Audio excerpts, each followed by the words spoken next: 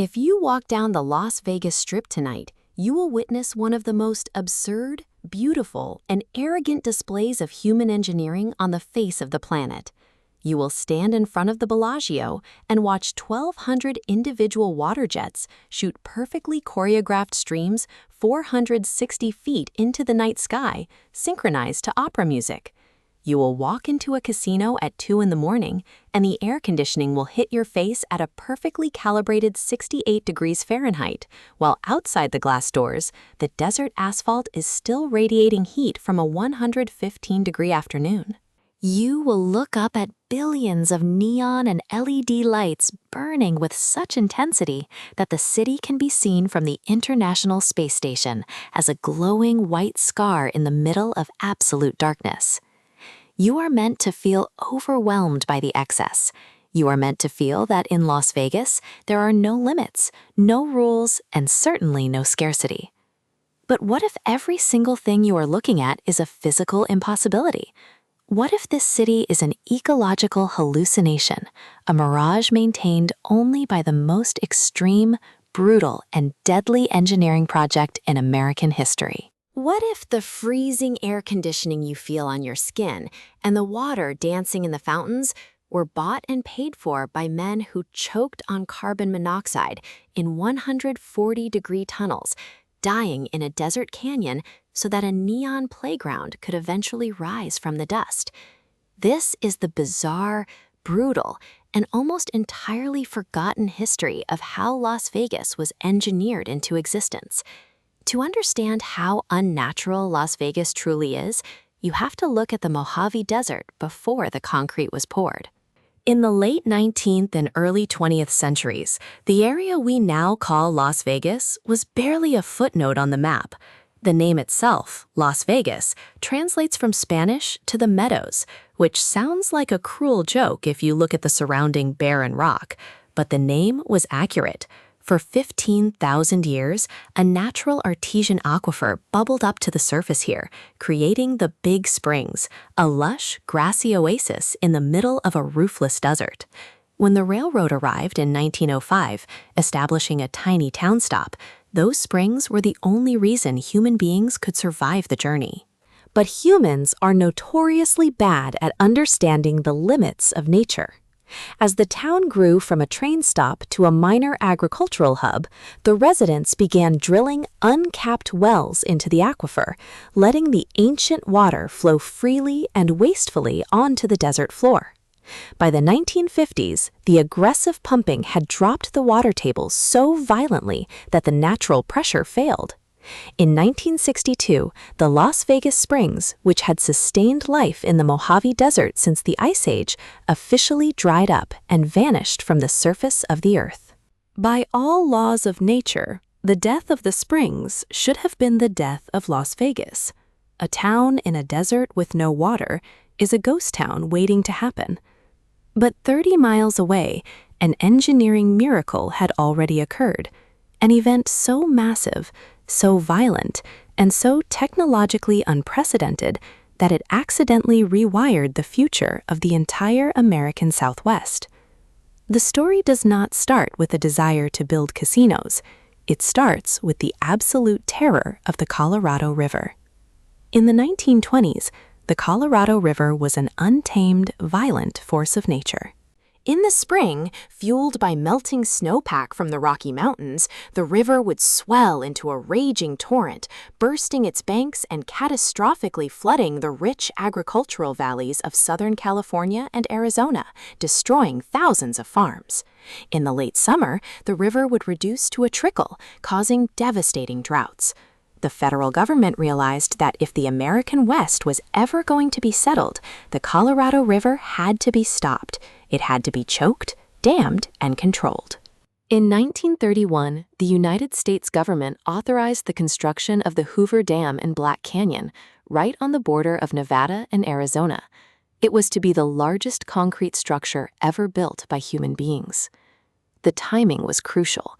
In 1931, the United States was plunging into the darkest depths of the Great Depression. Millions of men were out of work, desperate, and watching their families starve.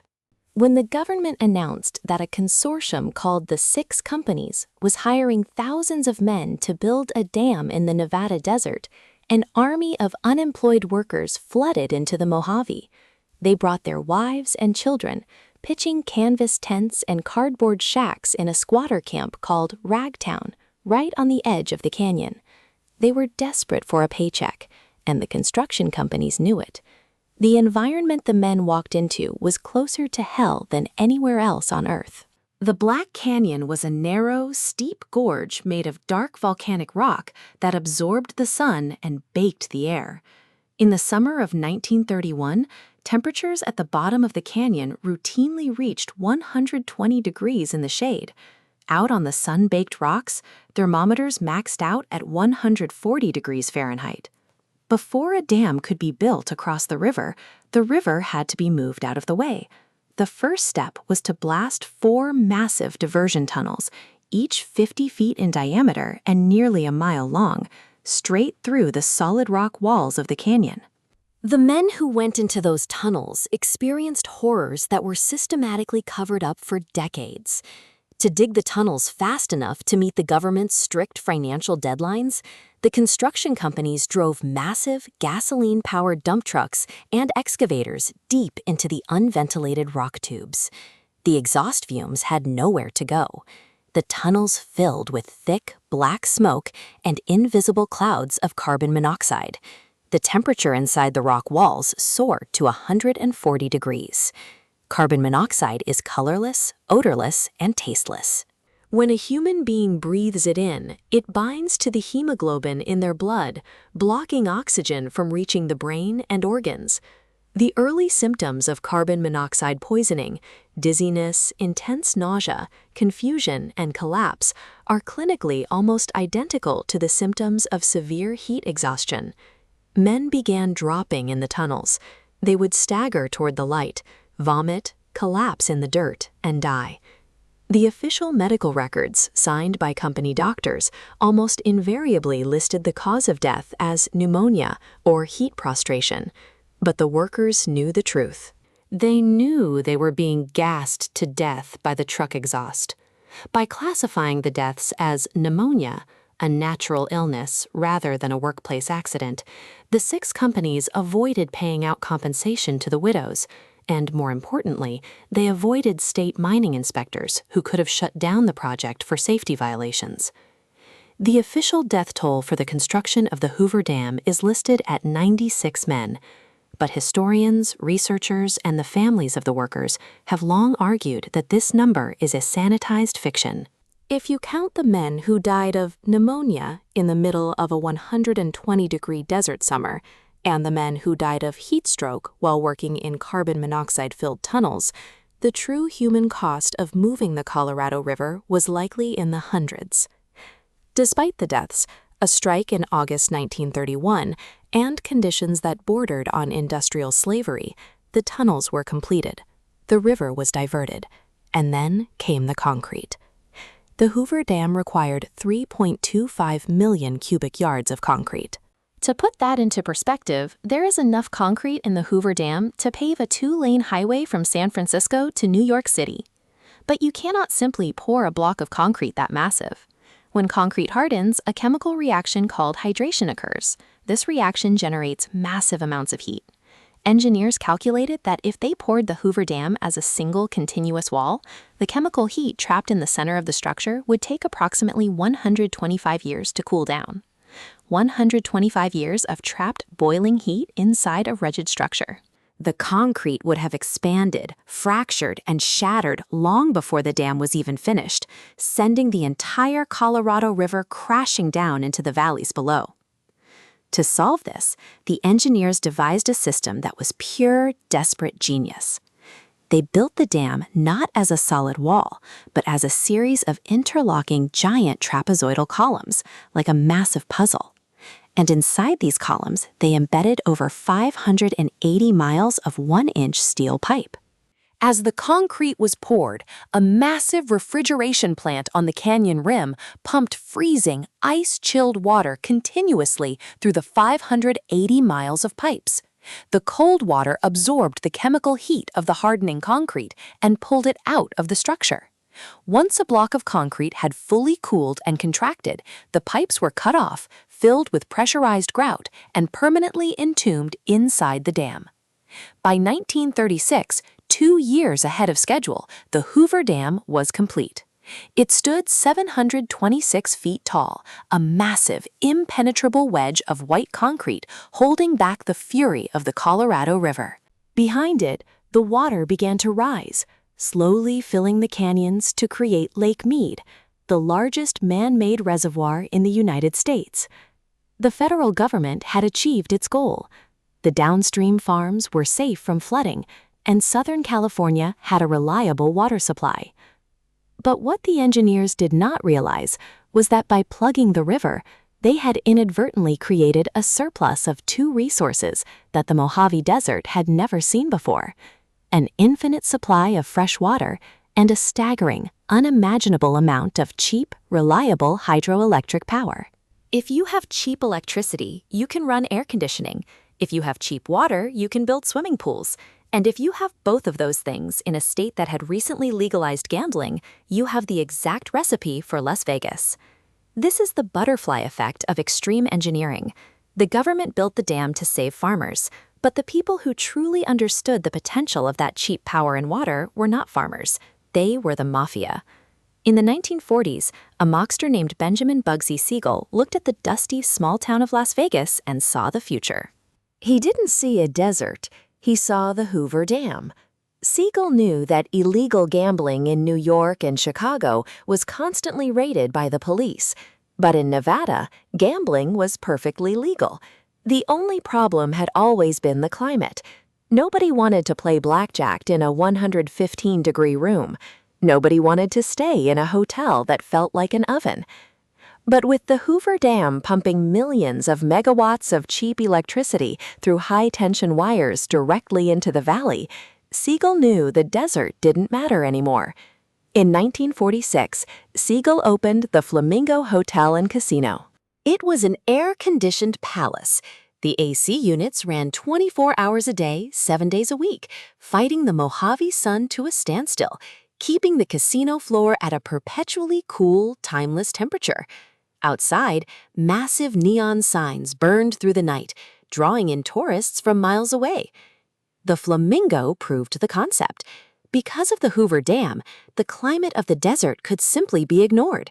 You could build a completely artificial environment, sealed off from the heat, powered by the dam, and fueled by the water of Lake Mead.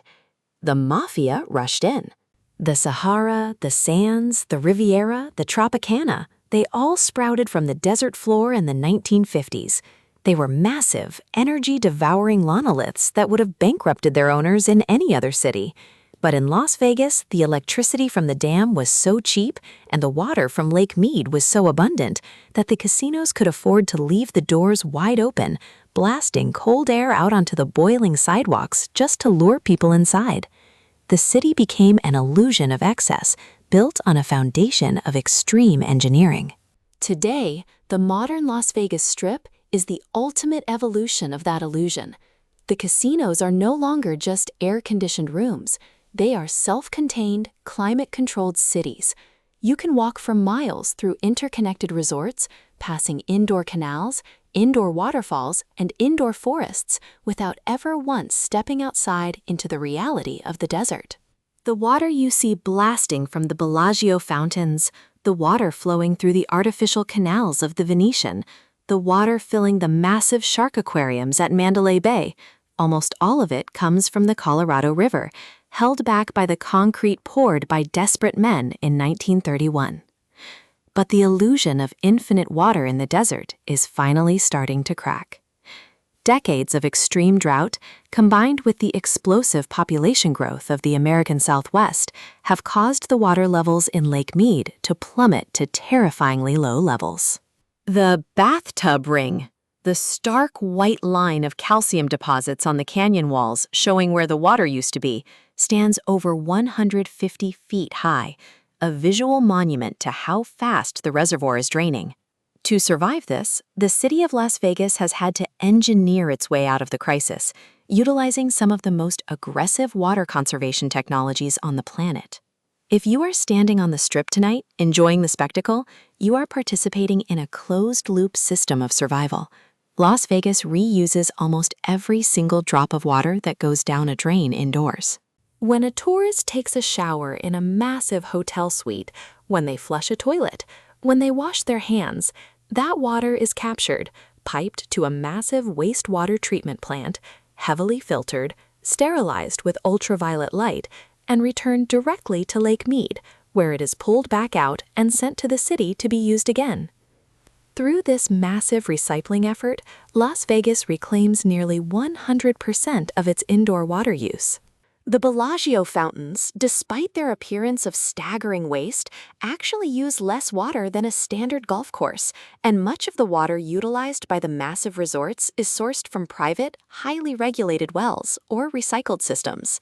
The city has paid homeowners hundreds of millions of dollars to rip up their grass lawns and replace them with desert landscaping, making it illegal to plant non-functional grass in new developments.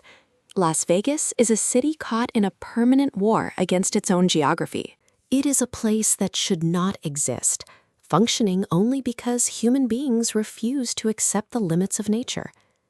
Tonight, if you stand on the Strip and look up at the burning neon, listen to the hum of the massive chiller units pumping cold air into the casinos, and watch the water dance in the fountains, remember what you are actually looking at. You are not looking at a miracle of the free market. You are looking at the redirected force of the Colorado River. You are looking at the chemical heat of 3.25 million cubic yards of concrete, tamed by 580 miles of steel pipe. You are looking at the legacy of the men who staggered out of the diversion tunnels, choking on black smoke, falling into the dirt, so that a city of lights could eventually rise. The luxury you feel in Las Vegas is not magic, it is engineering, and it is a staggering comfort built by people whose names we forgot, solving a problem we no longer have to fear, in a desert that is still waiting for the machines to fail so it can reclaim the land. If this story changed how you look at the most famous city in America, subscribe to the channel. There are more hidden worlds waiting to be uncovered. Click the video on screen to see what else history left behind.